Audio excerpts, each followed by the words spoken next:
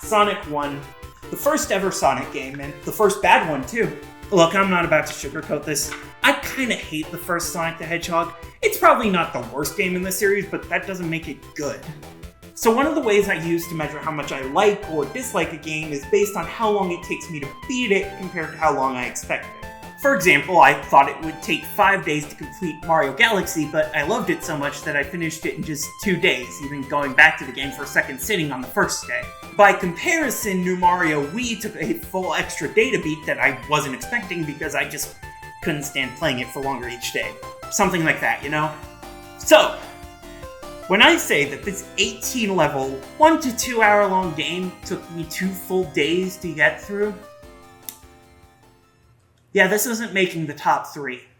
Once Sega had found their new big mascot in Mr. T. Hedgehog, they brought in the programmer for Phantasy Star and the Genesis version of Ghouls and Ghosts, one Yuji Naka. Working with Naoto Oshima and eventually 5 other co-workers, the team began to iron out their new project, codenamed Defeat Mario. Probably the most honest project name since Kirby and the Forgotten Lands' Let's Try and Ignore Star Allies Happened demo. The core inspiration for most mechanics apparently came from the limits of the Genesis hardware, as well as, let's be blunt here, wanting to rip off Mario. I mean, Sonic's default speed is basically just Mario while he's running. Still, Naka apparently wanted to make it faster and more exciting. Yes, seriously, the Sonic 1 levels are supposed to be faster to get through than Mario 1. Do remember, pretty much all of those stages were straight lines from the start to the end, and meanwhile, this game has a world called Labyrinth Zone.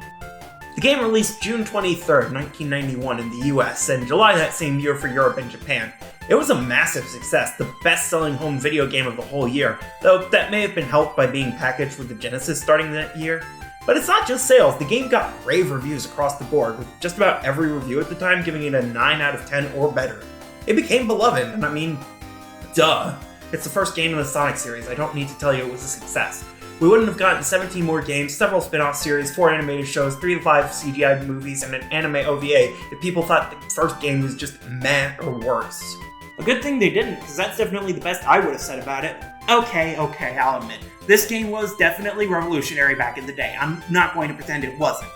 And I mean, honestly, even if I don't love the game myself, I am so glad it was such a big success. I got a lot from the series. It's just... well, let's start simple. The story here is very average by NES and SNES standards. There's basically nothing in the actual game itself beyond the boss fights all being against the same guy. If we look in the manual, we learn this is a mad scientist named either Dr. Ivor Robotnik or Dr. Eggman. Depends on the port in your country. Yes, in the original Japanese, his name was always Eggman. If you're one of those obnoxious people who continues to insist he has to always be called Robotnik, I would like to politely ask that you either shut up or start using the phrase be atomic in normal conversations. For God's sakes, the English manual says his super speed comes from his power sneakers. This manual is not a reliable source of information. Anyways, Eggbot or whatever turned a bunch of innocent little animals into killer robots and is trying to get a hold of the Chaos Emerald, which can be used to make nukes, apparently. Oh, so that's what be atomic meant. Yeah, obviously the story isn't the big draw for this game. The presentation is. Yeah, this isn't the first 16-bit video game, and there are plenty of good-looking games that released before this, but it really is a beautiful game. Fun fact, apparently Green Hill Zone's landscape was inspired by California. Huh. Probably the last time that's gonna happen in this series. Obviously the big technical appeals are the advanced graphics, parallax scrolling, and just the speed the game can move at. I will say, obviously, to a modern player, the game's tech might not seem like anything special. In an age where your cell phone can run 4K 120 FPS Fortnite, the fact that this game can have the foreground and background move separately probably isn't going to blow any minds. Plus, honestly, the game's sprite work can occasionally be inconsistent. Still, compare it to Super Mario Bros. 3 from the previous year in America, and it's incredibly obvious just how much work went into showing off Genesis's potential. The game really does look great, at least in my opinion. Look, actual detailed backgrounds were rare in 91, alright? As for the other side of presentation, music and sound design, Green Hill Zone's music is obviously iconic, and Spring Yard Zone is really funky, but otherwise, most of the music is just kind of forgettable. Now, to be fair, I've mentioned my general lack of insight into most video game music before, so I'm hardly one to talk about the subject, but personally, I just found the songs for most of the game pretty dull. Admittedly, I thought the same about other first games I've played, but those were 8-bit NES games. This is a 16-bit Genesis game, and the series would be famous for its music in later entries. Also, the sound effects are really standard. They're just standard 16-bit sounds, and I'm pretty sure they only became iconic because the game was such a big success. So, not a home run. Still, so far, everything's at least decent. Now, what about the gameplay? Now, I will reiterate from the intro video, I played the Sonic Mega Collection version of the game on GameCube. So any issues I have with controls or physics may have something to do with this particular emulated version, though I'm not 100% sure either way. If you've ever had issues with this collection's emulator, please let me know. However, as I am very much not about to buy a Genesis just to play a few games, I'm sticking to this version, and at least in this version, the game doesn't play amazingly. It's standard platforming stuff, directions to move left and right, and every button is jump, but it just feels kind of floaty. My only theory is that in this one, Sonic maybe keeps a bit too much momentum. Obviously, keeping up momentum and speed is a big appeal of classic Sonic, and I think it can work very well in some parts, but going from a standstill to running and jumping just feels kind of off, like it's in low gravity somehow. I don't know. There are also just a few different points where I got kind of frustrated at how hard it can be to build up speed. This is basically the only game in the series where there isn't some kind of way to build up speed independently. And while I appreciate the intended challenge of keeping up your speed through smart platforming, with how many moments ask you to slow down and take your time, it can get annoying. Obviously, this is a complaint that's more or less unique to this game since Sonic 2 introduced the spin dash. I can't blame the developers and programmers for not getting the physics right on their first go. This is a pretty different kind of gameplay flow they were trying to nail down. Based on what I've read about the development of the game, a lot of their time was spent just trying to keep the game running stable and smoothly, and I can respect that.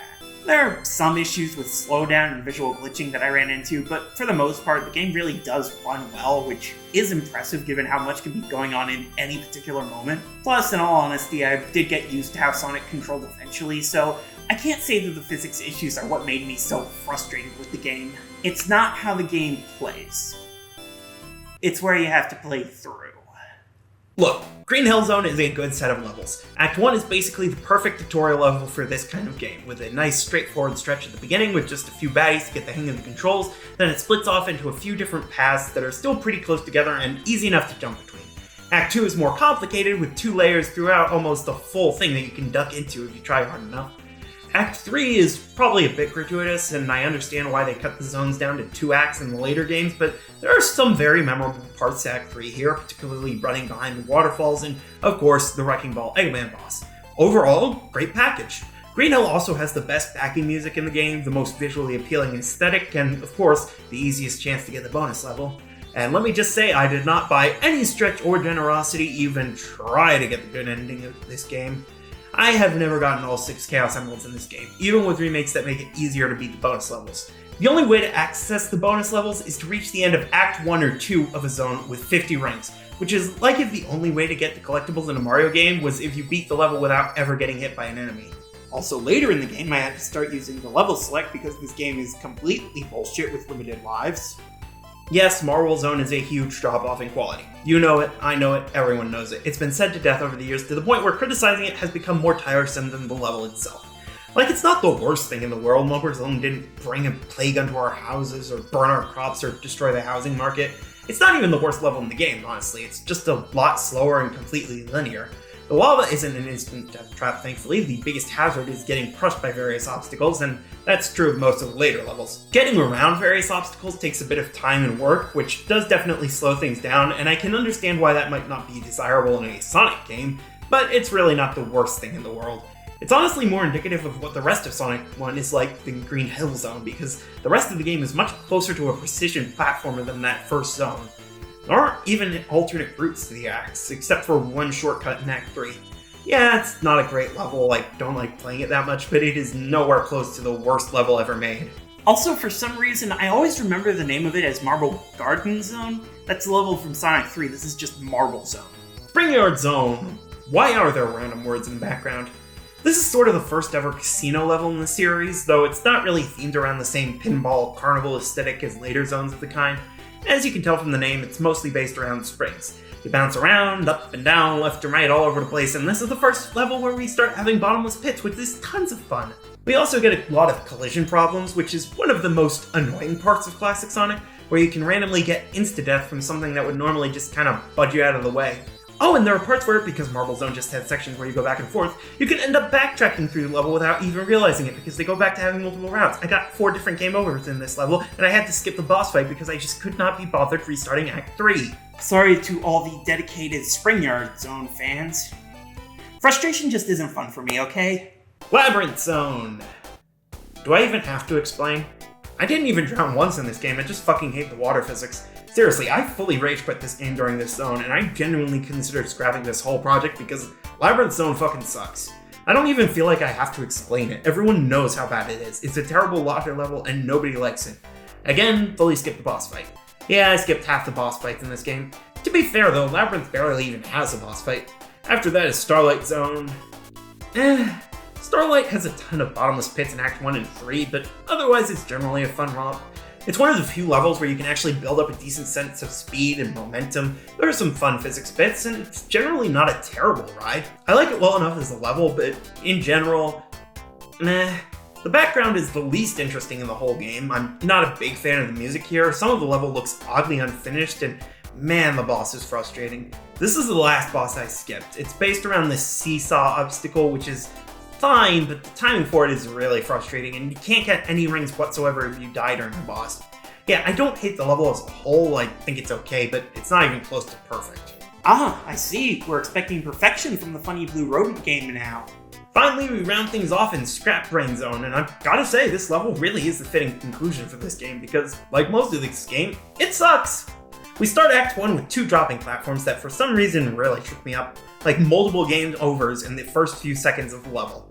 More bottomless pit troubles with this one, but in general, it's not terrible. Act 2 is pretty maze-like, including a weird stair-like sequence near the end with bouncing ball hogs. Finally, we get to Act 3, also known as Labyrinth Zone, actually a labyrinth this time. You have to wander around under purple water to try and find the exit, which takes the form of several springs pointing straight up. I swear, this act is one of the worst in the game, and also the place where I got the most slowdown, oddly enough, though maybe that was just made worse because of the water. After we take the springs, we get Final Zone, the shortest zone in the whole game because it's basically just a single boss fight. No rings at all, but at least it's fairly easy and understandable. And then we get an ending, which in my case didn't have as many flowers as is apparently desirable. I don't know, with my allergies, this might be the good ending. So originally this was going to be where I went into my overall thoughts on the game, but no, I have more to say, especially about how much I needed to use the damn level select. Sonic 1 is not fun to beat.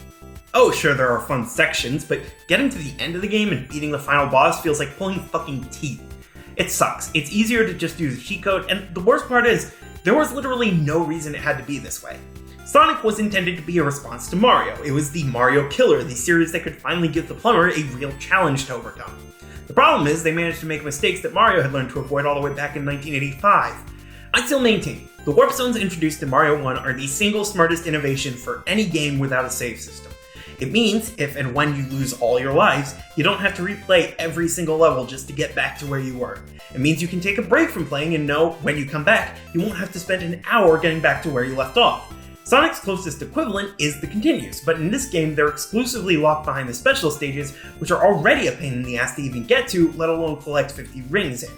And even then, if you just want to turn the game off for a while, you have to start over from the beginning. Which means you're playing Marble Zone, Springyard Zone, and Labyrinth Zone all over again. And that's the biggest problem.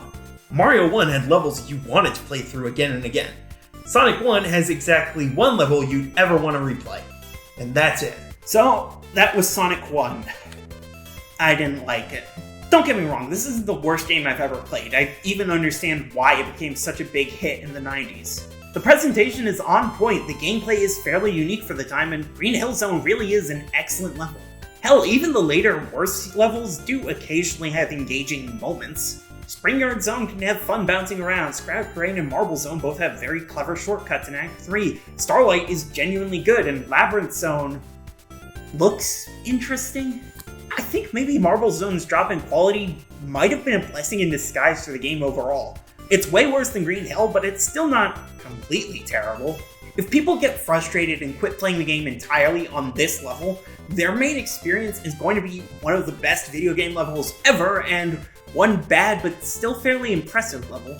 By comparison, if they stopped on Springyard or Labyrinth Zone, their main experience would be a terrible game with one admittedly great opening level. It's not a terrible game.